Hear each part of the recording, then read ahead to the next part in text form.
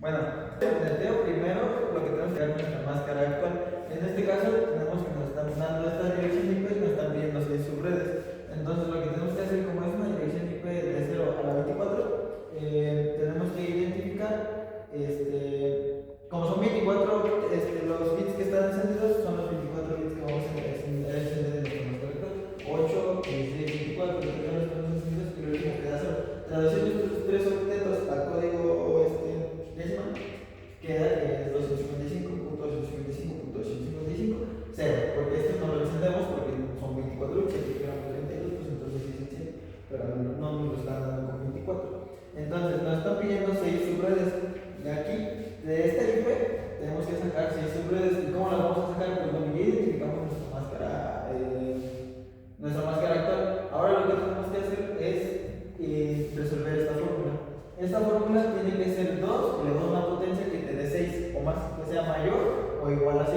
En este caso, por ejemplo, tenemos esta tablita para apoyarnos, en donde 2 elevado a la tercera te da 8. Entonces aquí hacemos 2 a la tercera nos va a dar 8. Y aquí ya se cumple esta regla, que tiene que ser mayor o igual a 6. Una vez ya tenemos esto, entonces podemos obtener nuestra nueva máscara. ¿Cómo vamos a obtener nuestra nueva máscara? Pues vemos que aquí elevamos 2 a la 3. Entonces ese es el número de bits que se van a encender en el último octeto. Vamos a encender los primeros 3, 1, 2 y 3. ¿Ok? Entonces, una vez que ya tenemos estos 3 bits encendidos, podemos aplicar ahora esta nueva fórmula, que esto es el host por subred, en el cual dice que 2 a la n menos 2 es igual al número de host que vamos a conectar. En este caso, por ejemplo, tenemos que resolver ahora el host por subred. En este caso tenemos que la fórmula es 2 a la n menos 2 igual al número de host que vamos a encender, que vamos a conectar. Entonces, aquí para que la conexión se cumpla, tenemos que ver cuántos bits quedaron apagados. Encendimos estos 3, entonces nos quedan 1, 2, 3, 4, 5 bits por encendidos. Entonces aquí lo que vamos a hacer es elevar esto a las 5, ¿vale? M es igual al número de bits que quedaron apagados, menos 2, que va a ser igual al número de host. Entonces si hacemos la operación 2 a las 5 es 32, menos 2, nos queda 30. Este es nuestro host por su red, es el número de host, es el número de máquinas o de dispositivos que le podemos conectar a cada red, 30, ¿vale? Y entonces ahora tenemos que hacer nuestro salto de red. Para ello tenemos que restar 255 menos 224. ¿De dónde sale el 224? El 224 es este octeto. Una vez que nosotros ya tenemos nuestro octeto encendido, nuestros 3 primeros bits encendidos, tenemos que convertirlos a decimales. Este está en binario, entonces lo tenemos que traducir a decimales. Y una vez traducido a decimales, tenemos que este es nuestro último octeto, por lo cual nuestra nueva máscara va a quedar 255.255.255.224. Entonces aquí ya no es una incógnita, ya sabemos que esto es 224, ¿vale? Y ahí, para hacer nuestro salto de red, tenemos que hacer la resta. 255, que es originalmente el octeto completo encendido, menos 224, que es nuestro último octeto que nos quedó, lo cual nos va a dar un resultado de 32. Y aquí entonces ya podemos hacer el análisis lógico de que tenemos que 32 y 30, o sea, por máquina en sí se le podría conectar 32, pero es incorrecto, no le vamos a poder conectar 30 porque se reservan 2 octetos para el broadcast y para la subred, ¿vale? Una vez que ya tenemos todo esto resuelto, que es como la parte matemática, lo que vamos a hacer es ir haciendo nuestro salto de red en las subredes. Por ejemplo, la primera IP que tenemos es la 168.1.0, entonces vamos a escribir 192.168.1.0, ¿no? Entonces nos dice que nuestro salto de red es de 32 bits, de 32 números. Entonces la siguiente red va a ser 192.168.1.32, ¿vale? Y así nos vamos a ir con todas, cortas si quieres. Bueno, y una vez que ya tenemos llena esta parte de las redes, que es como la parte más fácil de llenar, porque solamente hay que irle sumando de 32 en 32, que es nuestro salto de red, podemos empezar a identificar nuestras primeras IPs utilizables. En este caso, por menos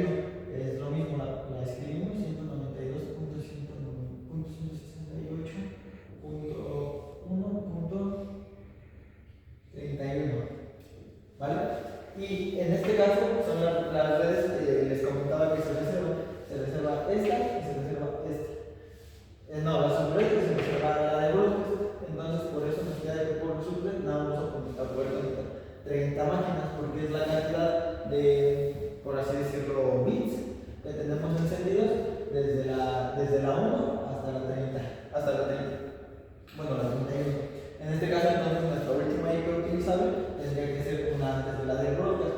Entonces va a ser la 192.168.1.30, ¿vale? Entonces, de aquí, desde esta IP, podemos asignarle la que sea a nuestras máquinas, ¿vale? Entonces, luego tenemos también para pasar a la siguiente fila, ya tenemos esta. Ahora vamos a pasar a esta. Para analizar esta, lo que tenemos que hacer es lo mismo: identificar nuestra primera IP utilizable. Aquí, como tenemos que terminar en punto 32, entonces la primera IP utilizable va a terminar en punto 33. En este caso sería 192.168.1.33, ¿vale? Esta va a ser nuestra primera IP utilizable de esta subred. Y nuestra última IP utilizable, entonces, por ende, va a ser la punto 31, 192.168.1.31. ¿Por qué? Hay que recordar que entonces bueno, tuve un error, pero hay que recordar que para eso hacemos primero las subredes, para podernos apoyar de la que sigue con la última y la de broadcast. En este caso, entonces, como la de broadcast se reserva una antes de la subred, entonces aquí nos va a quedar la 63. Por ende, nuestra última IP de esta subred va a ser la punto 62. En este caso, entonces, ya nuestro broadcast quedaría como 192.168.1.63, ¿vale? Porque nuestra subred siguiente, la 64, entonces esta ya la tenemos. Ahora hay que pasar a la siguiente. Vamos a hacer esto. En esta es lo mismo: nuestra primera IP utilizable va a ser la que sigue después de la subred. En este caso va a ser la punto 65, porque aquí en subred tenemos aquí punto 65 y 64, entonces acá la primera IP utilizable va a ser la punto 65, que es la que sigue. Y nuestra última IP utilizable, entonces nos vamos a apoyar del broadcast. El broadcast quedaría con 192.168.1.60.95. ¿Por qué? Porque la siguiente subred es la punto 96. Entonces aquí nos va a quedar como 95 y acá va a ser lo mismo: 192.168.1.94. Y básicamente ese es el modo del que podemos terminar de completar esta tabla. Pues bueno, una vez que ya tenemos relleno casi todo, nada más que explicar la última subred. Como nada más nos están pidiendo 6 subred, nos podemos ir hasta 7 o 8 subred, las que queramos, siempre y cuando no pase el límite. Una vez que ya llegamos a nuestra última subred, aquí, como ya no tenemos una subred más, entonces, ¿cómo nos vamos a apoyar de la que sigue? No, obviamente puede ser muy intuitivo, ya que puedo decir, pues como va de 32 en 32, entonces la siguiente va a ser 192. No, entonces aquí, como no podemos dejar el aire eso, nuestra última IP utilizable va a ser de nuevo 255 puntos. Bueno, o sea, se tiene que transcribir toda la IP, que va a ser 192.168.1.255, y acá 192.168.1.255. ¿Por qué? Porque no podemos dejar al aire todas esas IPs que nos quedan.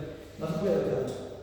Esta es incorrecta, entonces aquí prácticamente se asume que todo el bit se encendió y ya tenemos los 255 y los 55, y pues prácticamente se quedarían mis IPs. Bueno, lo mismo. De aquí a acá podemos asignar las IPs que queramos. Por ejemplo, si yo tengo un switch, le puedo asignar cualquiera de estas, la punto 1, punto 2, punto 3, punto 4, punto 5, punto 6, así, hasta que lleguemos a la punto 30. Ya después de eso ya no vamos a poder conectarle más computadoras. Entonces, como mencioné aquí, no podemos conectar más de 30. En este caso, por ejemplo, si tuviéramos más bits encendidos y aquí nuestro código subred fuera más grande, entonces sí podríamos encender más, conectar más dispositivos. Pero pues en este caso ya no podemos, porque no es necesario.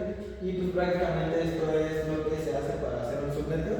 Y ya después de esto hay que pasar al procedimiento ya físico, que es cuando configuras los switches, las routers, las computadoras, todo eso. Pero pues eso lo vamos a ver en el video de paquete 3. Bueno, una vez que ya tenemos lo del subneteo, es necesario pasar a Packet Tracer para configurar nuestra red. Para empezar tenemos que configurar nuestros 3 switches como nos lo pide en el proyecto. A cada switch se le tiene que configurar una red de Fast Ethernet para que tengan conexión. En este caso, por ejemplo, a este switch se le configura con la primera red utilizable, la primera IP utilizable, que pues en este caso es la 192.198.1.1. Recuerden que estas las obtenemos después de hacer el subneteo. Una vez que ya tenemos esta, podemos pasar al siguiente router y es lo mismo, ¿no? Ya tenemos nuestra red, que es en este caso 192.168.65, porque ya no se puede utilizar la punto .1, tenemos que pasar a la siguiente. Y en este caso pues volvemos con esto y es lo mismo. Todo esto se hace mediante el enrutamiento estático y el protocolo es el protocolo RIP, que más adelante lo vamos a ir viendo cómo se va configurando.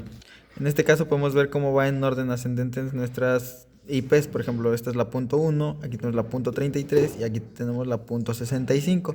¿Por qué? Pues porque no podemos utilizar la misma para los tres, eso es un error.